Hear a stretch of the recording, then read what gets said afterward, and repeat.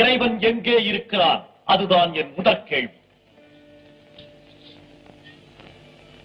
மன்னா, இந்த பொற்கிண்ணத்தில் என்ன இருக்கிறது? ஒரு கிண்ணத்திலே பசுவின் பால் இருக்கிறது. அந்த பாலுக்குள்ளே என்னென்ன இருக்கிறது? பாலுக்குள்ளே மோர், தயிர், வெண்ணெய், நெய் அனைத்தும் இருக்கிறது. அது எங்கே இருக்கிறது என்று சுட்டி காட்டுங்கள். அது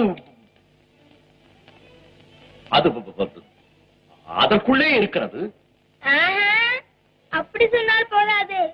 பாலுக்குள்ளே நெய், தயிர், வெண்ணெய், மோர் எங்கே இருக்கிறது என்று தனித்தனியாக சுட்டி காட்ட வேண்டும். இதென்ன சிறுபிள்ளைத்தனமான கேள்வி? அதற்குள்ளே எல்லாம் அடங்கி இருக்கிறது. அப்படித்தானே, ஆண்டவன் எல்லா இடத்திலும் அடங்கி இருக்கிறான். எது புரியாமல் தாத்தாவிடம் இறைவன் எங்கே இருக்கிறான் என்று ஒரு கேள்வியை கேட்டீர்களாமே, இதற்கு எப்படி பதில் சொல்வது?